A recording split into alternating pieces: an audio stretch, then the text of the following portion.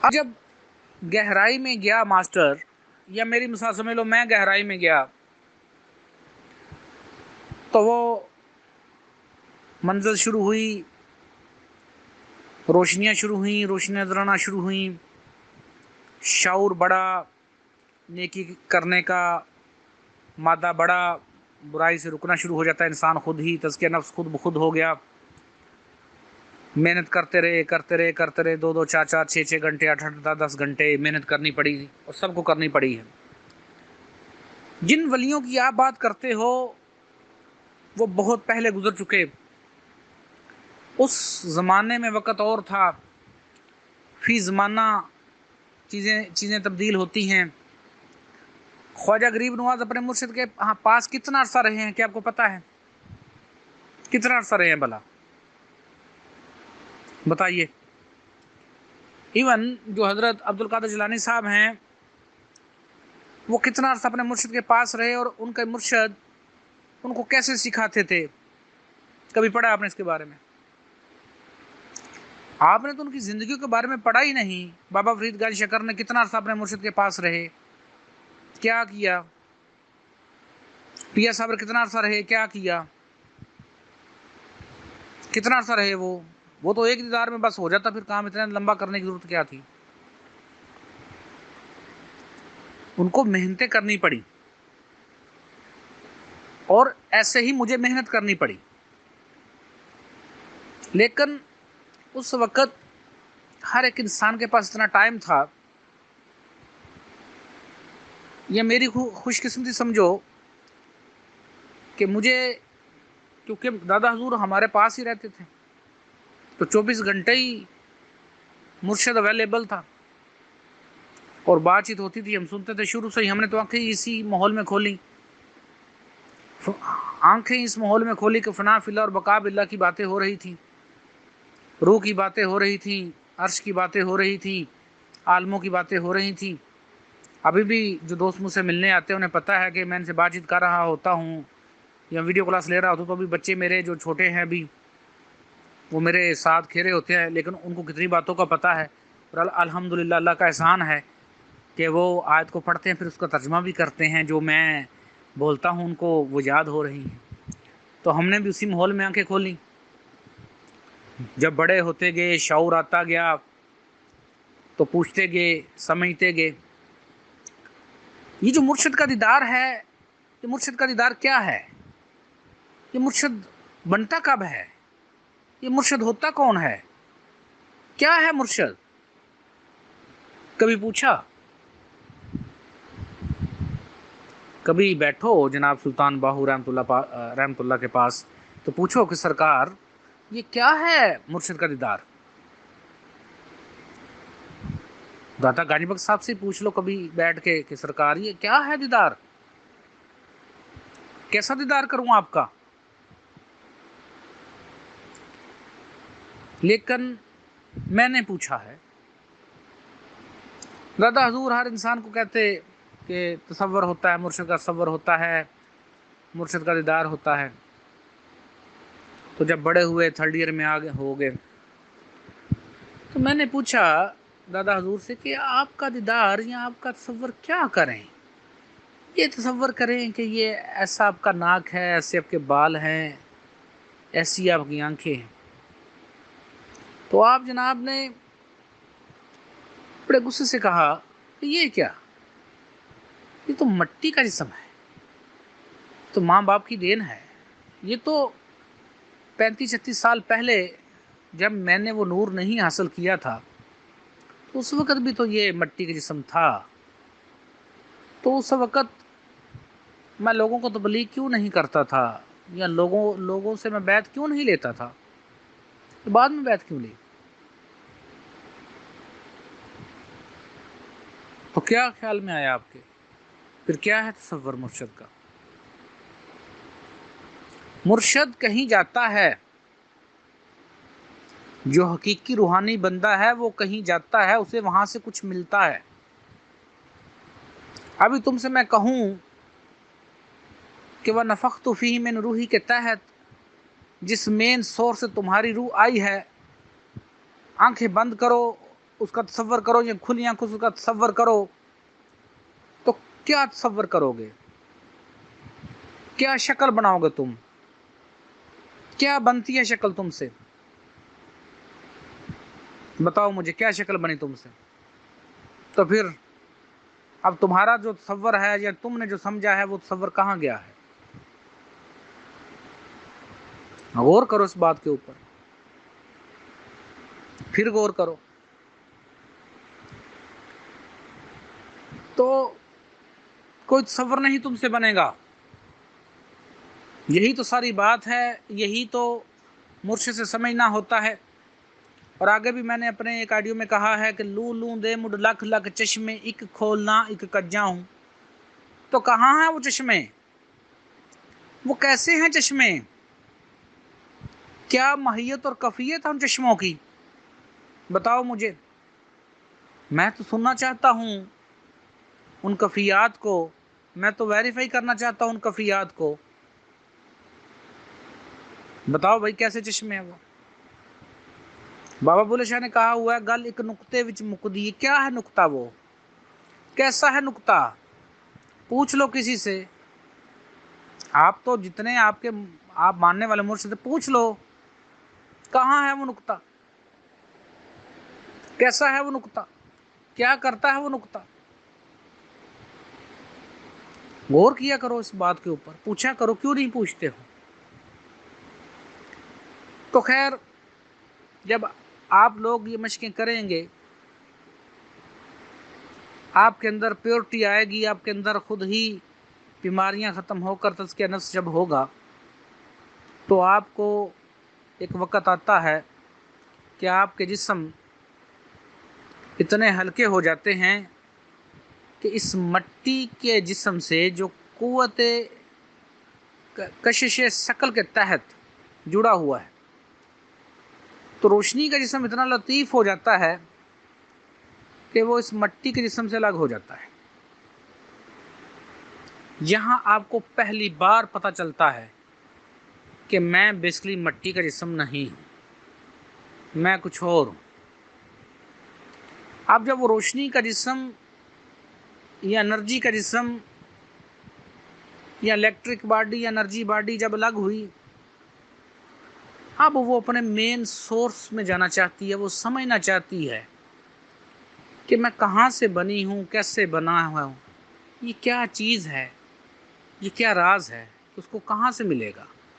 اسفل سافلین سے نیچے تو جا نہیں سکتی، تو ترتیب سعودی میں اوپر کی طرف پرواز ہوگی آپ کی۔ جب یہاں ترتیب سعودی میں اوپر کی طرف پرواز ہوگی، اس عالم نسوت کو جہاں پر ہے تو یہاں سے کراس کر کے عالم نصرت، عالم ملکوت، وہاں پر بھی اس کا مین سورس نہیں ہے۔ عالم لاہوت، اس سے پہلے عالم جبروت، وہاں بھی اس کا مین سورس نہیں ہے۔ عالم لاہوت، وہاں بھی اس کا مین سورس نہیں ہے۔ عالم ہاہوت اور باہوت میں بھی اس کا مین سورس نہیں ہے۔ تو جہاں اس کا مین سورس ہے وہاں اس نے جانا ہے۔ جب وہ وہاں جائے گی، وہاں تم نہیں ہو، میں نہیں ہوں، وہاں کچھ نہیں ہے، وہاں وہ سمجھے گی یہ ہے عرفان خودی۔ اگر تمہیں سمجھ آئی ہو، نہیں سمجھ آئی ہو تو پریکٹیکلی کرو گے تو سمجھ آئے گی۔ اور اس سے پہلے جب تم جا رہے ہوتے ہو اس سفر کے دوران، تو یہ تمہیں عظیم ہستیاں ملتی ہیں، تم سے پیار کرتی ہیں، اور بالکل مجلس محمدی صلی اللہ علیہ وسلم آج بھی قائم و دائم ہے، وہ ویسے ہی ورکنگ ہو رہی ہے۔ اسی سفر میں تم کہیں ملتے ہو تو پوچھ لینا کسی سے اس جگہ کا کیا نام ہے، کہاں ہے وہ، کیسی جگہ ہے وہ، پوچھ لو۔ اگر نہیں ہے تو پھر پریکٹیکلی کرو، کام تو پریکٹیکلی کرنا ہے۔ جتنا پریکٹیکلی کرو گے تبھی تمہیں اس بات کی سمجھ آئے گی۔ تو وہاں سے پھر ہم کچھ پڑھتے ہیں، کچھ علم لیتے ہیں، ہمیں کچھ سمجھ آتی ہے، پھر روح جب اپنے مین سورس میں گئی وہاں سے پھر الگ ہوتی ہے، کیونکہ تمام اولیاء کرام کو اپنے مٹی کے جسم میں آنا پڑا ہے۔ تو جب واپس آتے ہیں تو اللہ پاک کی طرف سے تحفے تحائف ملتے ہیں، کیونکہ وہ تو ہے ہی رحیم، وہ تو ہے ہی کریم، وہ تو ہے ہی برکتوں والا۔ تو یہاں آ کر پھر کوشش ہوتی ہے کہ جتنا ممکن ہو اصلاح معاشرہ، اصلاح انسانیت کی جائے، علم دیا جائے۔ تو ایسے سارا پروسیجر ہوتا ہے، یہی میرے پاس علم ہے، یہی میں سکھا رہا ہوں۔ اب یہاں تک بتاؤ کوئی پرابلم ہے تو آپ ڈسکس کر سکتے ہو، اگر کوئی آپ کا ان سوالوں میں سے کوئی سوال رہ گیا ہے تو مجھ سے پوچھ سکتے ہو۔ پہلے قرآن پاک ترجمے کے ساتھ سارا پڑھو اور میری کتاب عرفان خودی ساری پڑھو، تو انشاءاللہ تعالیٰ امید ہے تمہیں ان سب باتوں کی سمجھ آ جائے گی۔ اب جب تم لوگ یہ کہہ دیتی ہو کہ فلاں مرشد، بھائی مجھے یہ بتاؤ کہ فلاح معاشرہ، فلاح انسان کس نے کرنی ہے؟ یہ جو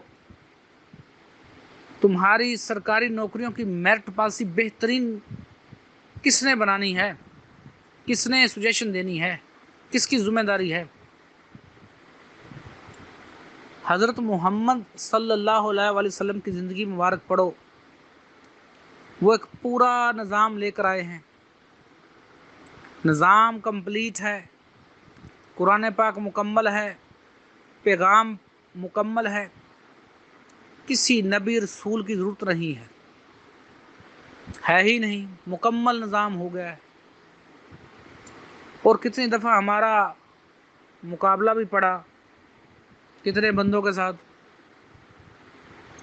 کوئی نئی بات قرآن پاک کے علاوہ کس نے کیا لکھنی ہے، مکمل ہے وہ۔ ہاں تم نہ سمجھو تو وہ الگ بات ہے، تم اس کو نہ پڑھو تو الگ بات ہے۔ میں نے تو آگے بھی کہا ہے کہ کتنا ہی نان مسلم جنہوں نے اپنے آپ کو جو روحانیت کے چیمپئن بھی مانتے ہیں، وہ قاصر ہیں قرآن پاک پر لیکچر دینے سے، وہ لچاری ظاہر کرتے ہیں، وہ دوسری تمام کتابوں پر بول دیں گے فلاں کتاب ایسے، فلاں کتاب ایسے، فلاں کتاب ایسے، لیکن یہ جو لا ریب کتاب ہے اس پر بولنے سے وہ قاصر ہے۔ تو مختصر بتا رہا ہوں، یہ جو مراقبہ ہے یہ بیسکلی میرا مراقبہ نہیں ہے، یہ اللہ پاک کا حکم ہے۔ وفی انفسکم افلا تبصرون، خود تمہارے اندر تم دیکھتے کیوں نہیں ہو؟ جب مسلسل اس کو کیا جاتا ہے تمہارے جسم سے تمام بیماریاں، گندگیاں، کھاد صاف ہوتی ہیں، پیورٹی بڑھتی ہے، کانشیس لیول بڑھتا ہے، تم ان جانور کے کانشیس سے اٹھ کر انسانوں کے کانشیس میں آتے ہو، تمہیں انسانیت کا پتہ چلتا ہے کہ انسانیت کیا چیز ہے۔ جیسے تم کبھی بچے تھے، بڑے ہو کر تم وہ نئی حرکتیں کرتے، ایسے تم یہ پھر الٹ پلٹ حرکتیں تم سے نہیں ہوتی۔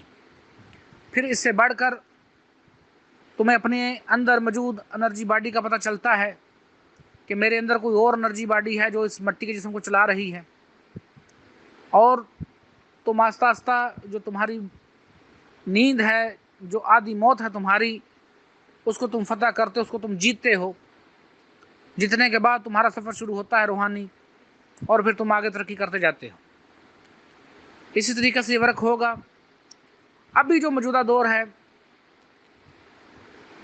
ابھی نہ میرے پاس اتنا ٹائم کہ آپ لوگ میرے پاس 15-20 سال رہو یا 7-8 ماہ رہو، نہ میرے پاس اتنا ٹائم کہ میں تم کو رکھ سکوں، روزی روٹی کے دھندوں میں پڑے ہوئے ہیں، اور اللہ پاک نے اب سہولتیں دے دی ہیں، زوم دے دیا، انٹرنیٹ ہے، زوم کلاسز ہیں، واٹس ایپ ہے، سمجھ سکتے ہو، سوشل میڈیا کا دور ہے، تو تم لوگوں کو تو خوش ہونا چاہیے۔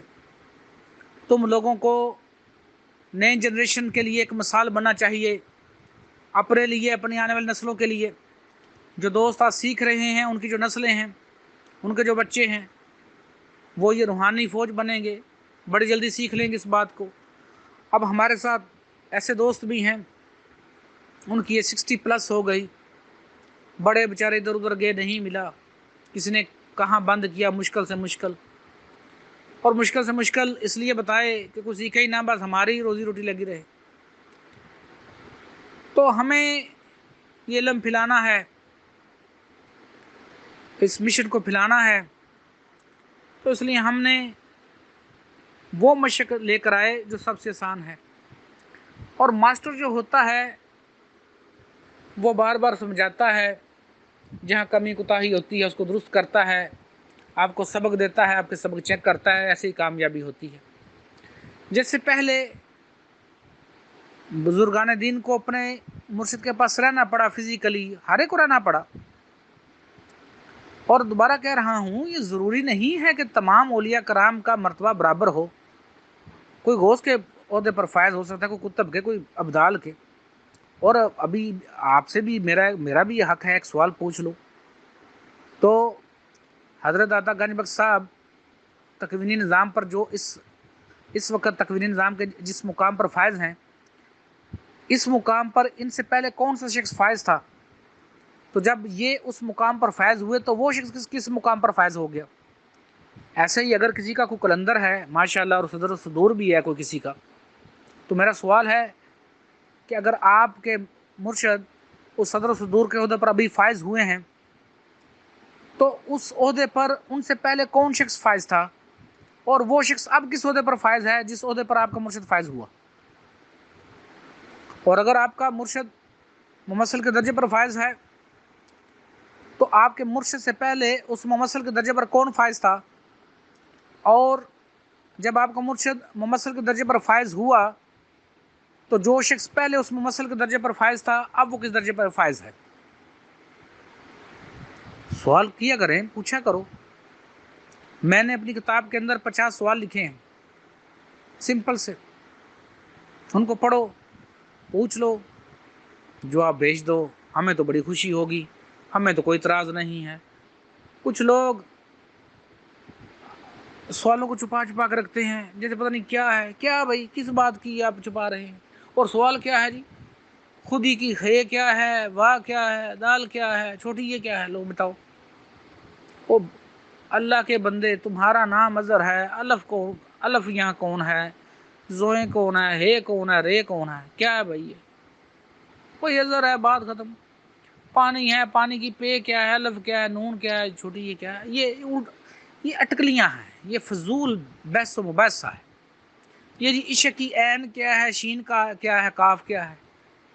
تو پھر عین سر جگہ عین کا وہ ایک ہی معنی رہنا چاہیے نا، اس کو بدلنا کیسے جانا چاہیے؟ تو شین کا بھی سر جگہ ایک ہی معنی رہنا چاہیے، اس کو بدل کیوں جانا چاہیے؟ یہ فضول قسم کے سوال۔ ایک پازیٹیو بات ہوتی ہے، ایک ہوتی ہے ایسی گپے۔ تو اللہ پاک انشاءاللہ جب ہمارے مشن کو بڑھا دے گا، جب دوست مزید بڑھتے جائیں گے، ہمارا مشن بڑھتا جائے گا، اور اللہ پاک اس میں مزید جب ترقی کرتے جائیں گے تو انشاءاللہ تعالی اللہ پاک خیر کریں گے۔ آپ دوست بھی پریکٹیکلی کریں۔ اگر یہاں تک آپ کے سوالوں کی سمجھ آ گئی، آپ کو آپ کے جواب مل گئے ہیں، تو سو بسم اللہ۔ اگر یہاں پہ پھر کسی سوال کا جواب رہ گیا تو مجھ سے دوبارہ پوچھ لیجئے گا۔ امید ہے آپ کو آپ کا جواب مل گیا ہوگا۔